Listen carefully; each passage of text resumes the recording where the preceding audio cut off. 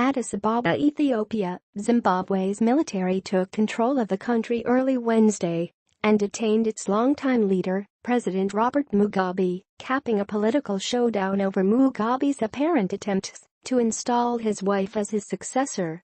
In a televised announcement after tanks and troops rolled into the capital, Harare, a general insisted that it was not a military takeover. Despite the assurances, the events bore all the hallmarks of a coup, with military vehicles stationed around the city, the army taking over the television station, and a uniformed general issuing a statement. Army Gen. Constantino Chiwenga made the move as the struggle over who will succeed the country's increasingly frail 93-year-old leader came to a head. Mugabe has ruled since he led the country to independence from white minority rule in 1980. Mugabe is one of the oldest and longest ruling leaders to come out of Africa's struggle against colonialism and the emergence of new nations across the continent. His rule, however, has also become increasingly erratic, and he is blamed by many for devastating the once prosperous country.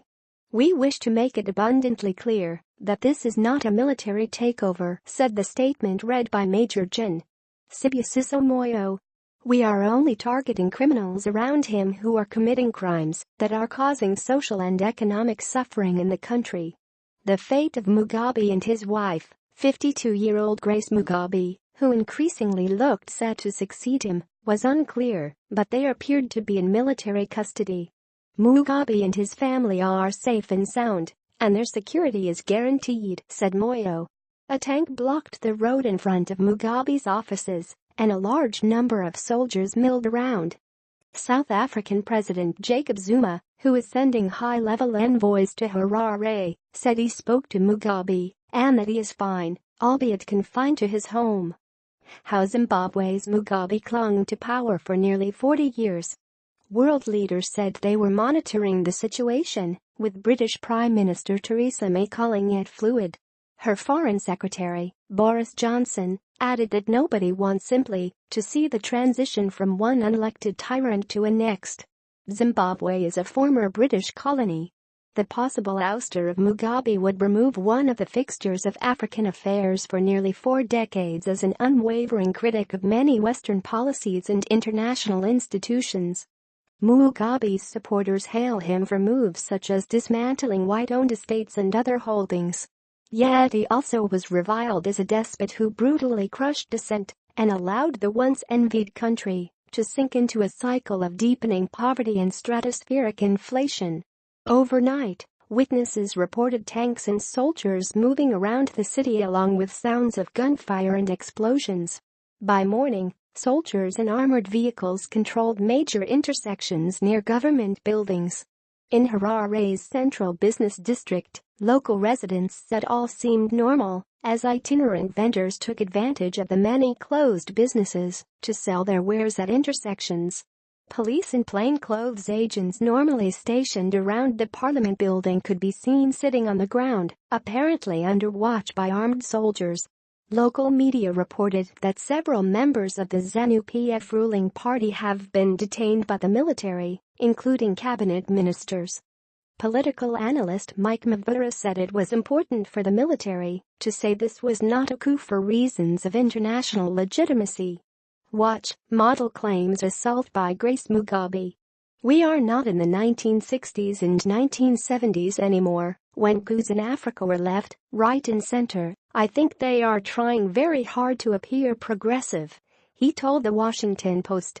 However, of interest to democracy, the elections scheduled for next year, will they take place? Zimbabwe's political crisis reached a boiling point last week with the dismissal of Vice President Emmerson Mnangagwa, clearing the way for Mugabe's wife, also a vice president, to succeed him. Mugabe told supporters he had dismissed Mnangagwa for disloyalty and disrespect, as well as using witchcraft to take power. The move exacerbated divisions in the ZANU-PF party, where the youth faction is firmly on Grace Mugabe's side, while the older veterans of the struggle against white rule look to Mnangagwa. At one point last month, Grace Mugabe even warned that supporters of Mnangagwa were planning their own coup. Mnangagwa, who fled to neighboring South Africa, has strong support with the military, and Chiwenga, the army chief, threatened Monday to step in to stop the purge of Mnangagwa's supporters. The military was once a key pillar of Mugabe's rule. The party's website later reported that Mnangagwa was back in the country and would be taking over leadership of the party. Booing Mugabe's wife can bring arrest in Zimbabwe. Political commentator Maxwell Songwim said by phone that the military will probably try to pressure Mugabe to step down in favor of Mnangagwa as acting president. But this plan may not pan out as Mugabe might resist this. So the whole thing may be messy, he warned. Zimbabwe was once a wealthy breadbasket for the whole region, but its economy and especially the prosperous agriculture sector has suffered in recent years. The currency has collapsed, and at one point the country was experiencing devastating hyperinflation with denominations of the Zimbabwe dollar counted in the trillions. World News alerts. Breaking news from around the world. Sign up. Critics have blamed Mugabe's rule for the economic decline, and the aging leader was seen as being increasingly under the influence of his wife, who was also known as Gucci Grace for the rumored extravagance of her foreign shopping trips. In recent weeks, there have been signs of an increased sensitivity to criticism. 4 people were detained for booing Grace Mugabe at a rally, and an American woman was arrested for allegedly tweeting insulting comments about Mugabe.